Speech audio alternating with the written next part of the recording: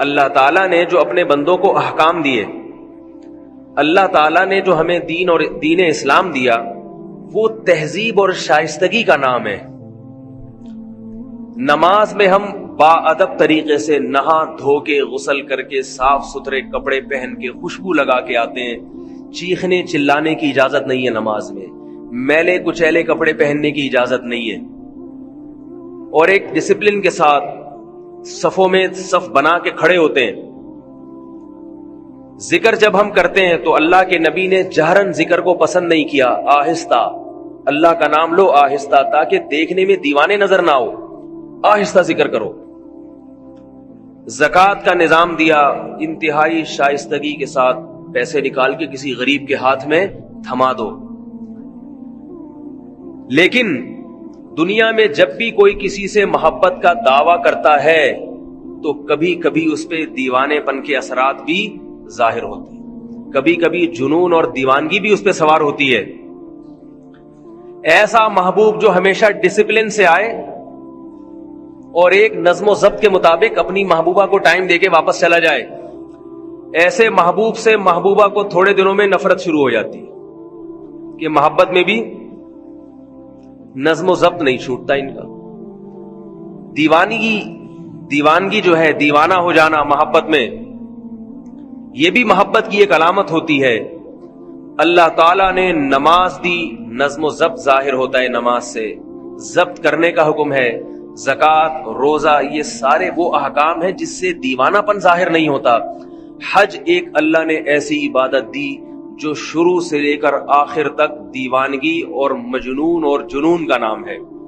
میں سارے کام ایسے ہوتے ہیں کہ جیسے کوئی شخص اپنے محبوب کی محبت میں دیوانہ ہو گیا ہو، شروع سے لے کے آخر تک۔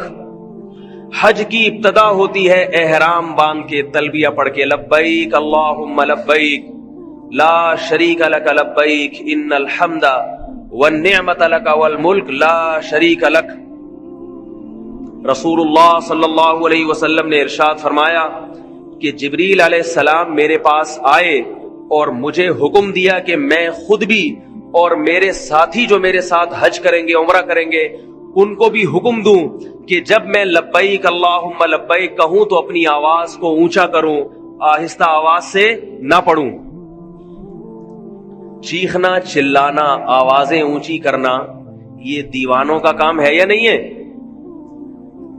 ایک موقع پر صحابہ کرام زور سے اللہ اکبر پڑھ رہے تھے، آپ صلی اللہ علیہ وسلم نے منع فرمایا اپنی آواز کو پست کرو، اس لیے کہ تم جس ذات کو سنا رہے ہو وہ معاذ اللہ بہرا نہیں ہے، وہ سنتا ہے، آہستہ سے بھی سن لے گا۔ بھائی سوال پیدا ہوتا ہے، جب وہ آہستہ سے بھی سن لے گا تو لبیک اللہم لبیک بھی تو آہستہ سے پڑھا جائے تو وہ سن لینا چاہیے اس کو۔ مجھے پھر وہی محسوس ہو رہا ہے جو میں نے آپ کو تھوڑی دیر پہلے بتایا تھا۔ بات آ رہی ہے بھائی سمجھ میں؟ لبیک اللہم لبیک بھی تو اللہ آہستہ سے بھی سن لیتے ہیں نا، زور سے پڑھنے کا حکم کیوں ہے؟ دیوانگی کے اظہار کے لیے، دیوانگی کے اظہار کے لیے، محبت کا اظہار برسر عام کیا جا رہا ہے۔ لبیک اے اللہ، میں بار بار حاضر ہوں تیرے گھر کی زیارت کے لیے، میں اپنے گھر سے نکلا، آج میں نے احرام کی پابندیوں میں آ گیا۔ احرام ایسے ہے جیسے تکبیر تحریمہ کہہ کے انسان نماز کی پابندیوں میں آ جاتا ہے، ایسے ہی حج کی تکبیر تحریمہ تلبیہ ہے، لبیک کہہ دیا میقات سے پہلے، اور اللہ نے بتا دیا کہ میرا جو گھر ہے وہ تو بیت اللہ کی 4 دیواری ہے،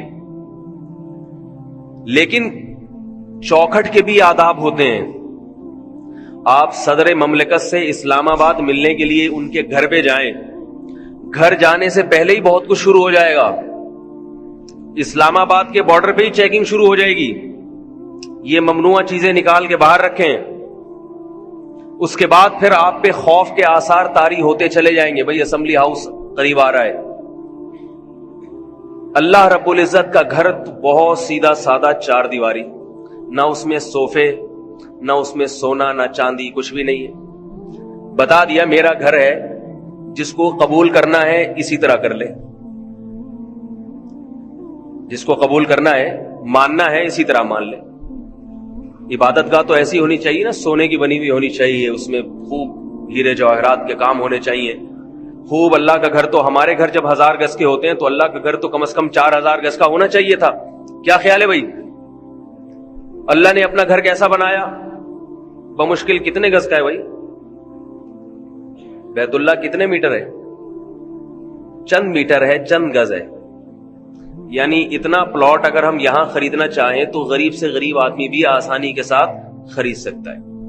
پھر اس میں ڈبل منزلہ نہیں ہے، ایک ہی منزلہ ہے، 4 دیواری ہے. ابراہیم علیہ السلام نے تو گارے کی مٹی سے بنا دیا تھا کچا، بارش آتی تھی دیواریں گر جاتی تھی، اتنا کچا گھر پھر دوبارہ بنایا جاتا تھا. اب سعودی حکومت نے اس میں کوئی ذرا سونے وونے کے دروازے لگا دیے، ورنہ بہت سادہ گھر تھا. تو اللہ نے بتا دیا کہ یہ میرا گھر ہے، اس کے آداب بہت سخت ہیں. اسلام آباد میں کسی وزیر اعظم یا صدر کے ہاؤس میں آپ جانا چاہیں تو اس کے آداب اتنے سخت نہیں ہیں، یہاں کے آداب بہت زیادہ سخت ہیں. تو میقات اللہ کی چوکھٹ ہے، چوکھٹ اللہ کا ایریا شروع ہو گیا، وہاں سے خالق کائنات کا علاقہ شروع ہو گیا. دنیا میں کوئی مقام، کوئی جگہ اتنی مقدس اور اتنی قیمتی نہیں ہے جتنا اللہ کا گھر اور اس کی چوکھٹ.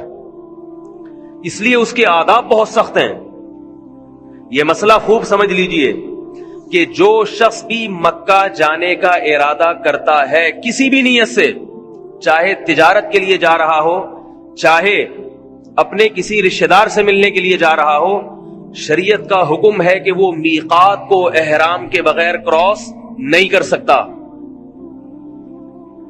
اسے پہلے میقات سے پہلے لبیک پڑھ کے احرام باندھنا پڑے گا، اس کے بعد بیت اللہ کا طواف اور عمرہ کرنا پڑے گا، اس کے بعد اپنے کسی رشتہ دار سے جا کے مل سکتا ہے، کوئی خرید و فروخت کا کام کر سکتا ہے. آج یہ بھی ایک بدعت دیکھنے میں آ رہی ہے سعودی عرب میں، لوگ مکہ آتے جاتے ہیں بغیر احرام کے. اللہ کا گھر ہے، وہ کوئی تجارت کی جگہ نہیں ہے، تجارت اس میں دوسرے درجے میں ہے. پہلے کیا ہے؟ وہ اللہ کا گھر ہے. احرام کی پابندیوں کے بغیر آپ میقات کو کراس نہیں کر سکتے. اللہ کی چوکھٹ ہے، اس کے آداب ہیں. مکہ اس روئے زمین پر سب سے مقدس شہر ہے، جس کو رسول اللہ صلی اللہ علیہ وسلم نے بلد اللہ کہا، اللہ کا شہر. تو اللہ تعالیٰ حاجی سے سب سے پہلے زور سے تلبیہ کہلواتے ہیں، لبیک اللہم لبیک. بہت سے لوگ جو یہاں بہت چیختے چلاتے ہیں، اونچی آواز سے بات کرتے ہیں، وہاں جا کے ان کی آواز منحنی اور باریک سی ہو جاتی ہے. انہیں زور سے لبیک کہتے ہوئے شرم آتی ہے، لوگ کیا کہیں گے. تو بھائی ایسے موقع پہ لوگوں کی پرواہ نہ کیا کرو. اللہ کو ایسے موقع پہ دیوانہ پن پسند ہے. حج نام ہے دیوانگی کا. زور سے تلبیہ پڑھا کرو، اس کا معنی اور مفہوم سوچ کے. لبیک اللہم لبیک، اے اللہ میں بار بار حاضر ہوں، بار بار حاضر ہوں. لا شریک لک، تیرے ساتھ کسی کو شریک نہیں کرتا. آج تک کبھی یہ نہیں کہا یا رسول اللہ مدد، یا غوث آدم مدد، یا فلاں مدد. نہ نہ نہ، ہمیشہ تجھی سے مانگا، اور کسی مزار پہ نہیں کیا میں کبھی منتیں ماننے کے لیے. جو حاجی مشرک ہوتا ہے نا، وہ حج بھی کرتا ہے اور فلاں پاپا کے مزار پہ بھی جاتا ہے. تو اللہ کو ایسا آدمی پسند نہیں ہے کہ تو ادھر ہی کلفٹن میں چلا جایا کر، تو غازی بابا کے مزار پہ جایا کر، یہاں نہ آیا کر. تو جب حاجی یہ کہتا ہے لا شریک لک، اے اللہ میں تیرے ساتھ کسی کو شریک نہیں کرتا، کیا مطلب؟ تیرے گھر جیسا تقدس میرے دل میں کسی اور جگہ کا نہیں ہے. صرف یہاں آتا ہوں زیارت کے لیے، یہاں آتا ہوں طواف کے لیے، اور کسی جگہ نہیں جاتا طواف کے لیے. تو حاجی یہ اقرار کرنے کے بعد اس پر پابندیاں شروع ہو جاتی ہیں. رسول اللہ صلی اللہ علیہ وسلم نے ارشاد فرمایا، مکہ یہ اللہ کا شہر ہے، یہاں کسی نفس کو قتل کرنے کی اجازت نہیں، یہاں کسی درخت کو اکھاڑنے کی اجازت نہیں ہے. آپ کسی کے گھر چلے جائیں اور اس کے گھر جا کے چیزوں کی سیٹنگ دائیں بائیں کرنا شروع کر دیں، اسے غصہ آئے گا کہ نہیں آئے گا؟ آپ گئے کسی کے گھر، دراز کھول کے دیکھ رہے ہیں کہ جیسے آج کل بعض لوگ کرتے ہیں، میزبان جیسے ہی اندر گیا نا، دراز کھول کے دیکھا اندر کیا پڑا ہوا ہے. میں تو بھگتتا رہتا ہوں نا، ہر قسم کے آدمی آتا ہے ہمارے ہاں، تو میزبان کو یہ چیز برداشت ہوتی ہے؟ میزبان چاہتا ہے بھائی آپ آئیں، بیٹھک میں بیٹھیں، اچھے بچوں کی طرح چائے پئیں اور نکل جائیں. تو اللہ کا جو شہر ہے اس کی عظمت کیا ہے؟ کسی درخت کو اکھاڑنے کی اجازت نہیں. اور آج تو بیت اللہ کی حدود میں، حدود حرم میں لوگوں کے گھر مکانات بن گئے ہیں. امام ابو حنیفہ رحمہ اللہ تعالیٰ کا مذہب اور بہت سے فقہا کا مذہب یہ ہے کہ حدود حرم میں کوئی اپنی ذاتی ملکیت کی کوئی چیز نہیں بنا سکتا. جیسے مسجد اگر کوئی چاہے کہ مسجد میں کونے میں اپنا ایک ذاتی کمرہ بنا لوں، کیا اجازت ہوگی اسے؟ یہ تو وقف ہے. تو فرماتے ہیں حرم اور اس کی حدود یہ وقف ہیں اللہ کے لیے. اس میں اگر کوئی کمرہ یا رہائشی چیز بنائے گا تو حاجیوں کے لیے، ذاتی نفع کے لیے نہیں بنا سکتا. جاتے ہی سب سے پہلے مجھے اس موقع پر وہ امرؤ القیس کا شعر یاد آتا ہے. امرؤ القیس ایک بہت بڑا عاشق گزرا ہے لیلا کا، جس کے اب بڑے قصے سنائے جاتے ہیں. لیلا مجنو جو تھا نا، اس کا یہ امرؤ القیس ہی تھا. تو امرؤ القیس ایک شعر کہتا ہے: امر من الدیار دیار لیلا اقبل ذا الجدار وذا الجدار وما حب الدیار شغفن قلبی ولكن حب من سکن الدیار. کہتا ہے کہ اے لوگو، میں جو لیلا کے گھر کے گرد گھومتا ہوں، چکر لگاتا ہوں، جس آدمی کو محبت ہوتی ہے نا اس میں دیوانہ پن بھی جھلکتا ہے تھوڑا تھوڑا. ایسی محبت کہ وہ محبت آپ کی آنکھوں سے آنسو نہ نکالے اور آپ کو دیوانہ نہ بنائے، ایسی خشک محبت کسی کو پسند نہیں ہوتی. بعض عورتیں شکایت کرتی ہیں کہ ہمارے میاں اتنے نیک، اتنے شریف ہیں کہ آج تک کبھی جذبات سے مغلوب ہو کے یہ نہیں کہا کہ ہمیں آپ سے محبت ہے. یہ کہتے ہوئے بھی شرم آتی ہے.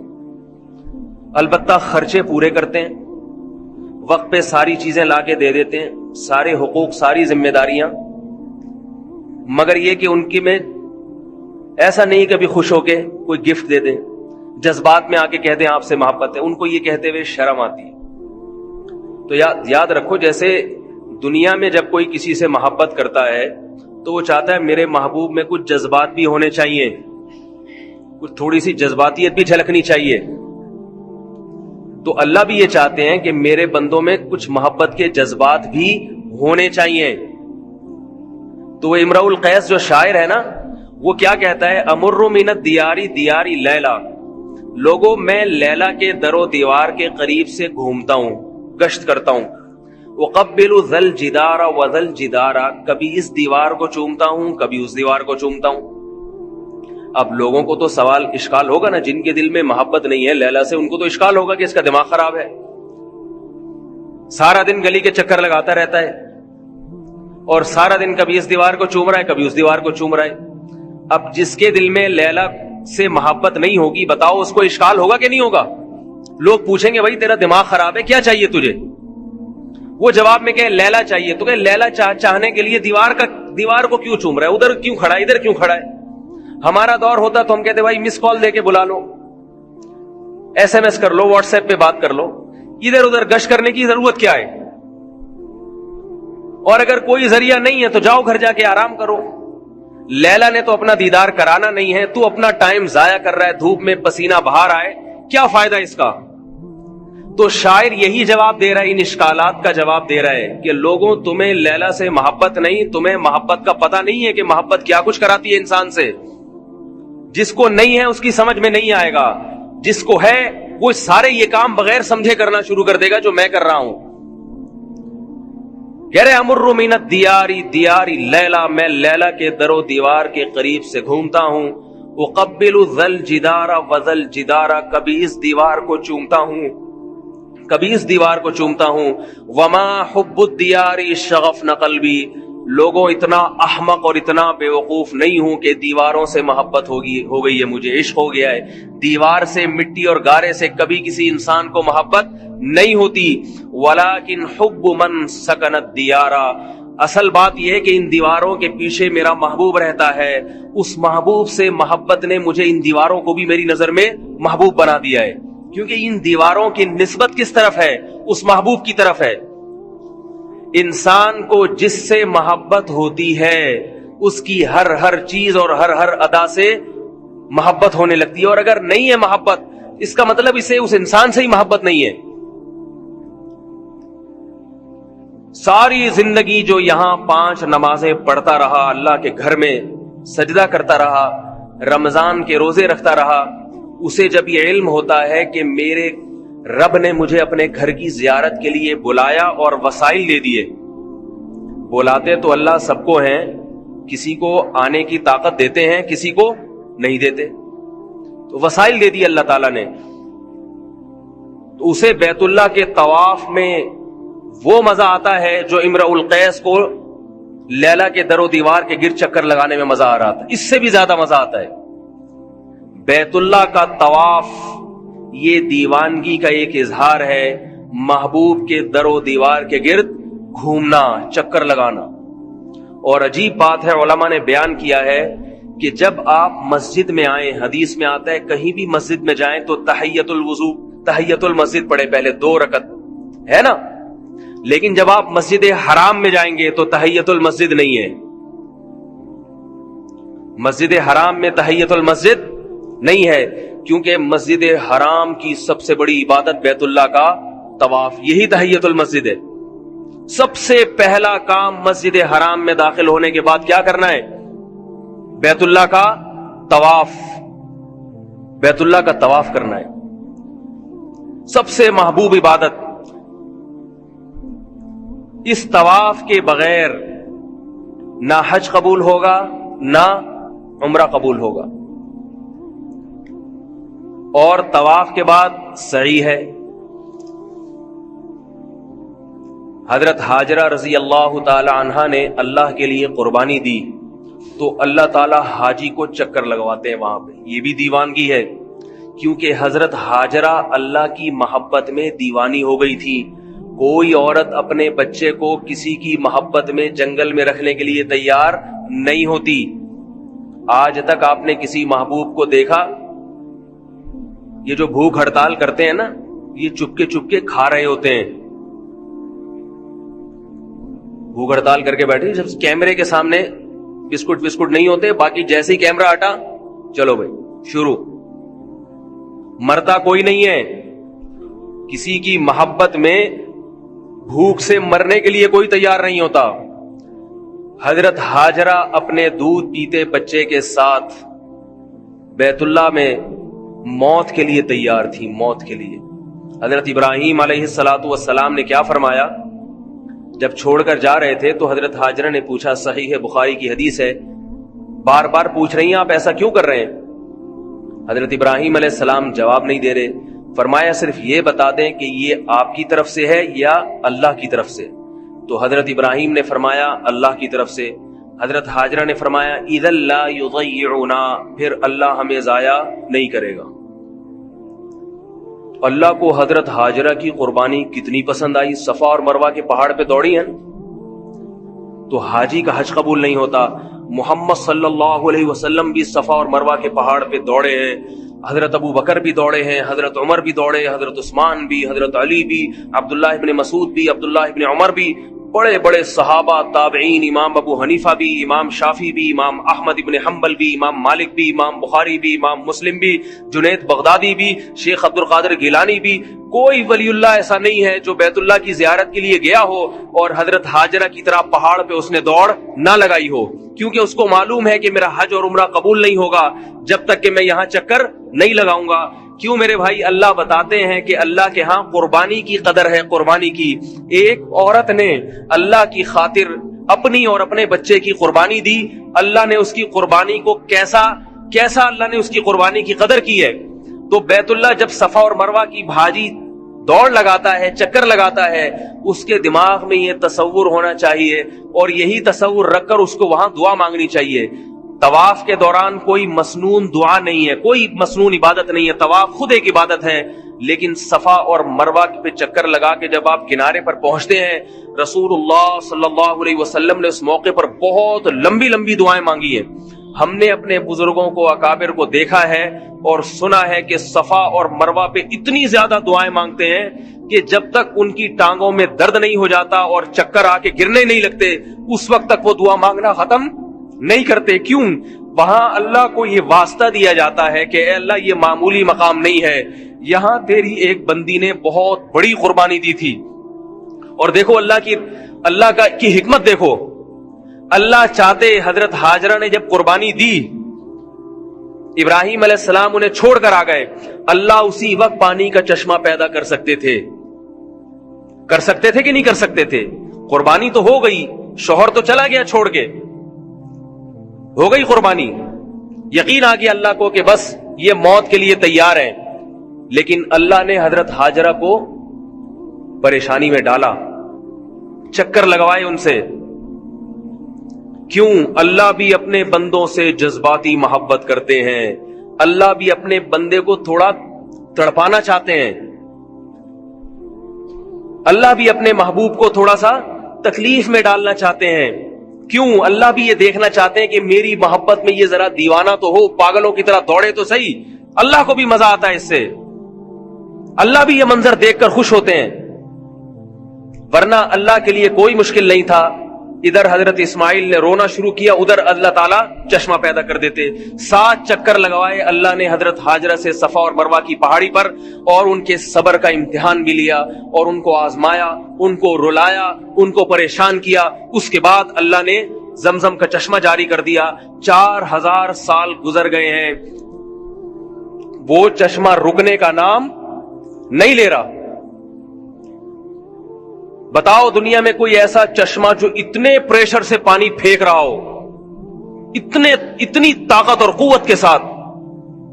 کوئی ہے دنیا میں ایسی ٹیوب ویل، کوئی ہے ایسا چشمہ اتنی طاقت کے ساتھ زمزم پانی پھینک رہا ہے کہ سعودی گورنمنٹ عاجز آ جاتی ہے؟ اگر وہ کنواں خالی کرنا چاہے وہ کنواں خالی نہیں ہوتا. اور 1 سال 2 سال 3 سال نہیں، 4000 سال گزر چکے ہیں اس واقعے کو. اتنا پانی حکومت سعودیہ وہاں سے سپلائی کر رہی ہے، اتنا پانی ٹینکر کے ٹینکر بھر کے مدینہ جاتے ہیں، وہاں بھی آپ کو زمزم ملے گا. مسجد حرام میں ہل کولر میں آپ کو زمزم ملے گا. نکال کے دوسرے ملکوں میں لے جانے والے لاکھوں ہیں، ہر سال لاکھوں حاجی حج، ہر سال لاکھوں عمرہ کرتے ہیں. کتنے وہاں پیتے ہیں، کتنا لے جاتے ہیں، مگر زمزم ہے کہ اس کی روانی اور اس کی طغیانی تھمنے کا نام نہیں لے رہی. اسی کو اللہ نے قرآن میں فرمایا فیہ آیات بینات، تم جب بیت اللہ میں داخل ہوگے تمہیں وہاں اللہ کی اور اسلام کی حقانیت کی واضح نشانیاں نظر آئیں گی. اور پانی کتنا صحت کے لیے مفید ہے، وہ کتنا مفید. رسول اللہ صلی اللہ علیہ وسلم نے ارشاد فرمایا کہ مومن زمزم کا پانی پیٹ بھر کے پیتا ہے. مومن زمزم کا پانی پیٹ بھر کے پیتا ہے. کافر پیے گا 2-4 گھونٹ پیے گا، رکھ دے گا. مومن کیسے پیتا ہے؟ پیٹ بھر کے. کیوں؟ مومن کو اس پانی سے محبت ہے. وہ یہ پانی اس لیے نہیں پیتا کہ پیاس لگ رہی ہے، وہ یہ پانی اس لیے پیتا ہے کہ پلانے والا کون ہے؟ اللہ ہے. یہ اللہ نے اپنی حاجیوں کے لیے اور عمرہ کرنے والوں کے لیے خاص اللہ کی طرف سے پیشکش ہے. یہ بھر کے پیتا ہے وہ پانی. دوسری قربانی جو اللہ نے وہاں لی وہ حضرت ابراہیم علیہ السلام سے اپنے بیٹے کی قربانی مینا میں. اس قربانی کا انداز بھی بہت نرالا. اللہ حاجیوں کو وہ یاد بھی تازہ کرواتے ہیں. ہم تو یہاں بقرعید میں صرف ایک جانور ذبح کر کے یاد تازہ کر لیتے ہیں نا، لیکن حاجیوں کے لیے جو اللہ نے رکھا ہے پورا حساب کتاب. ابراہیم علیہ السلام یہاں سے چلے تھے اپنے بچے کو لے کر، یہاں شیطان نمودار ہوا اور حضرت ابراہیم کو اس نے بہکایا. کیا بہکایا؟ بیٹے کو، خوبصورت بیٹے کو جس کی اللہ نے بشارت دی تھی، اس کو قتل کرنے جا رہے ہو. پھانسی گھاٹ کی طرف جب کسی مجرم کو لے جایا جاتا ہے تو ذرا اس کا منظر کسی سے پوچھا کریں کیا حالت ہوتی ہے. موت کے منہ میں جانا آسان نہیں، اور موت کے لیے اپنی اولاد کو لے جانا اس سے بھی زیادہ مشکل. حضرت ابراہیم علیہ السلام کے علم میں یہ بات قطعاً نہیں تھی کہ اللہ اس بیٹے کو ذبح ہونے سے بچا لیں گے. بچے کو انگلی پکڑ کے لے جا رہے ہیں. فلما بلغ معه السعی، قرآن کہتا ہے جب بچہ انگلی پکڑ کے باپ کے ساتھ چلنے کے قابل ہوا، اس وقت ابراہیم علیہ السلام کو خواب آیا اسے ذبح کر دو. یہ نقطہ قرآن نے کیوں بیان کیا کہ بیٹے سے باپ کی محبت اس وقت جوش مارتی ہے جب بیٹا باپ کے ساتھ انگلی پکڑ کے چلنے کے قابل، اب وہ اس کے ساتھ محفلوں میں جانا شروع ہوتا ہے۔ جب تک اس سے چھوٹا تھا تو وہ ماں کی آنکھوں کا تارا ہوتا ہے، باپ تو اسے دور کرتا ہے۔ دیکھا ہوگا نا آپ نے، باپ بچے کو پیار کرتا ہے، جیسے بچے نے کچھ کیا، لو بھائی اماں کو پکڑا دو۔ ٹینشن کون پالے؟ ماں پالے۔ لیکن جب وہ کیا ہوتا ہے، بچہ انگلی پکڑ کے باپ کے ساتھ چلنے کے قابل ہوتا ہے، پھر باپ کی آنکھوں کا تارا بنتا ہے۔ اللہ فرماتے ہیں فلما بلغ معه السعی، جب وہ بچہ انگلی پکڑ کے باپ کے ساتھ چلنے کے قابل ہوا، محفلوں میں جانے کے قابل ہوا، تو اللہ تعالیٰ نے ابراہیم علیہ السلام کو 3 دفعہ خواب دکھایا، عرفہ کے دن اور بقرعید کے دن، اور اس سے ایک دن پہلے 8 ذی الحجہ کو 3 خواب آئے کہ اس بیٹے کو اللہ کے نام پہ ذبح کر دو۔ ابراہیم علیہ السلام جس مقام جب گئے ہیں جہاں چھوٹا شیطان، درمیانی شیطان، بڑا شیطان، یہ چھوٹے بڑے درمیانی نہیں تھے، یہ شیطان ایک ہی تھا۔ لوگ سمجھتے ہیں یہ ذرا کم کوالٹی والا شیطان ہے، یہ تھوڑا سا مہنگا والا ہے، یہ زیادہ بہکاتا ہوگا، یہ تھوڑا سا جاپان سے منگوایا ہوگا یہ والا شیطان، یہ زیادہ خطرناک ہے۔ یہاں 2 غلط فہمیاں ہیں، ان کا ازالہ کر دینا چاہیے۔ ایک تو یہ کہ چھوٹا بڑا شیطان صرف ایک علامت کے طور پہ، کیونکہ وہ تینوں ایک ہی جیسے ہیں تو خلط ملط نہ ہو جائے، یہ اس لیے بیان کیا جاتا ہے۔ دوسری بات یہ کہ وہاں شیطان عملی طور پر موجود نہیں ہے، وہ پتھر ہے جو تبدیل ہوتا رہتا ہے، وہ ایک نشانی ہے پتھر کی، یہاں تھا شیطان، تاکہ رمی کرنے میں آسانی ہو۔ لوگ اس پتھر ہی کو شیطان سمجھنا شروع کر دیتے، سمجھ رہے بات کو؟ لوگ کیا کرتے ہیں، لوگ سمجھتے ہیں کہ یہ پتھر جو ہے نا یہی شیطان ہے، وہ شیطان نہیں ہے پتھر، بلکہ وہاں شیطان نمودار ہوا تھا حضرت ابراہیم علیہ السلام کو بہکانے کے لیے۔ حضرت ابراہیم نے شیطان کو کنکریاں ماری، کنکریاں، دوبارہ نمودار ہوا، دوبارہ کنکری ماری، تیسری دفعہ نمودار ہوا، تیسری دفعہ کنکری ماری، اور مینا میں اپنے بیٹے کو لے جا کے لٹا دیا۔ فلما اسلما وتلہ للجبین، فرمایا جب دونوں باپ اور بیٹے فرما بردار بن گئے اللہ کے حکم کے سامنے اور لٹا دیا پیشانی کے بل، اللہ تعالیٰ کی طرف سے وحی آئی، وَفَدَيْنَاهُ بِذِبْحٍ عَظِيمٍ قَدْ صَدَّقْتَ الرُّؤْيَا، اے ابراہیم تو نے اپنے خواب کو سچا کر دکھایا، اللہ کو تجھ سے تیرا بیٹا ذبح نہیں کروانا۔ اس بیٹے کی نسل میں تو محمد صلی اللہ علیہ وسلم نے پیدا ہونا ہے، یہ کیسے ذبح ہو سکتا ہے؟ یہ بیٹا ذبح نہیں ہو سکتا، یہ تو دعاؤں سے آپ کو دیا گیا ہے۔ ابراہیم علیہ السلام نے بیت اللہ کی تعمیر کے وقت دعا مانگی تھی کہ میری نسل میں ایسے پیغمبر کو پیدا کر، یتلو علیہم آیاتک ویعلمہم الکتاب والحکمہ، جو تیری آیات ان کو پڑھ کے سنائے اور کتاب و حکمت کی ان کو تعلیم دے۔ اس کی نسل میں اس پیغمبر نے آنا ہے، یہ بیٹا ذبح ہونے والا نہیں ہے۔ سب سے زیادہ برکت اسی بیٹے کی نسل میں ہوگی۔ اس سے پتہ چلتا ہے میرے بھائی، اللہ کے لیے جو قربانی دیتا ہے، جس چیز کی قربانی دے گا اللہ اس کی اسی چیز میں سب سے زیادہ برکت دیں گے۔ اگر اپنی اولاد کو دین کے لیے وقف کر دو، لوگ کہتے ہیں اگر بچے کو مولوی بنا دیا تو یہ تو کسی کام کا نہیں رہے گا، اپنے کسی بیٹے کو دین کے لیے وقف کر کے دیکھو، سب سے زیادہ برکت تمہاری اسی اولاد میں ہوگی، سب سے زیادہ برکت۔ رسول اللہ صلی اللہ علیہ وسلم نے فرمایا حج اور عمرہ کرو، اس لیے کہ حج اور عمرہ فقر و فاقہ کو ختم کرتا ہے۔ کیوں؟ حج عمرے پہ پیسہ بہت خرچ ہوتا ہے، تو اللہ نے حج اور عمرے ہی کو فقر و فاقہ ختم کرنے کا ذریعہ بنایا۔ نکاح پہ پیسہ بہت خرچ ہوتا ہے، بیوی بچے بہت خرچہ، اس لیے انسان کمارا رہتا ہے۔ اللہ اس کے رسول نے کیا فرمایا؟ نکاح کرو، اللہ تمہارا فقر و فاقہ ختم کر دے گا۔ ہر چیز میں یہودیوں کی طرح کیلکولیشن نہ کیا کرو۔ ہر بات میں آج کا مسلمان کیلکولیٹر لے کے بیٹھا رہتا ہے، اتنی تنخواہ ہے، اتنے بچے، ایک اور آ گیا تو ایسا ہو جائے گا، ایک حج کر لیا تو یوں ہو جائے گا، بس وہ کیلکولیشن میں لگا رہتا ہے۔ لاتو کی فیوکا علیک، رسول اللہ صلی اللہ علیہ وسلم نے حضرت عائشہ سے کیا فرمایا؟ گن گن کے اور روک روک کے خرچ نہ کرو، اللہ بھی تمہیں روک روک کے دینا شروع کر دے گا۔ اللہ بھی پھر یہ دیکھے گا کہ تیرا ایک پیٹ ہے، تجھے 2 روٹیوں کی ضرورت ہے، اتنا کافی ہے بس، باقی